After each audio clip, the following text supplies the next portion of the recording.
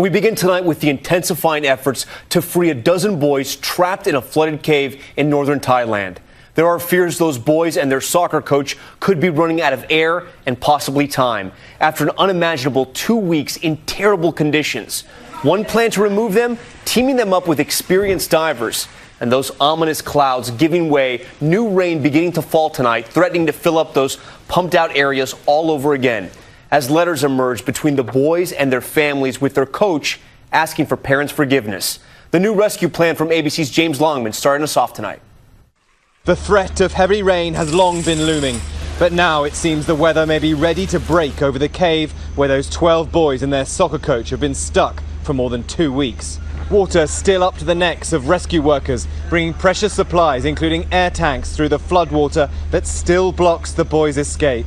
When the boys went into the cave, it was dry, but it was rain like this that caused it to flood so quickly. The rain has now come back again, and this could really jeopardize the rescue. This diver claiming the water is still too high. That mission to extract the boys could soon begin, according to an internal report obtained by ABC News.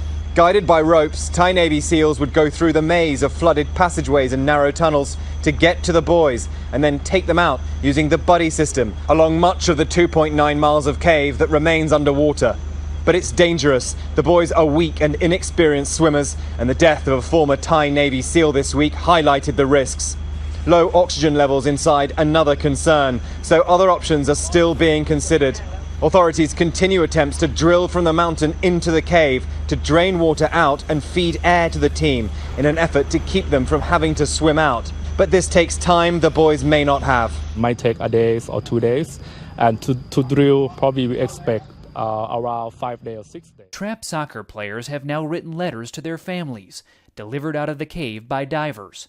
In them, the kids write, "Mom and Dad, don't worry about me. I am fine. We want to eat many foods and go straight home. Teacher, please don't give us too much homework. I love you, Mom and Dad. Don't worry, we are safe." Are you worried about your friends in the cave?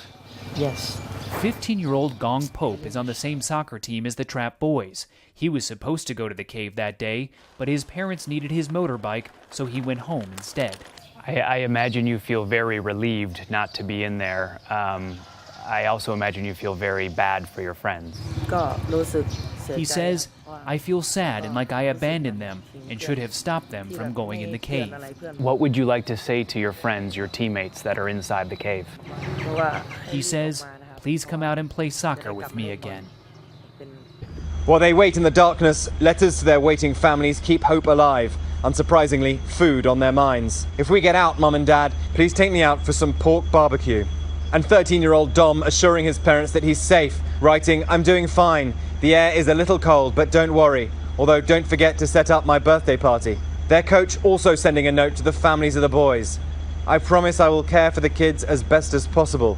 I want to say thanks for all the support, and I want to apologize to the parents." That apology coming in that letter there. And James Longman, who has been outside that cave since the beginning, joins us now live. And James, tonight you're seeing something new outside the cave?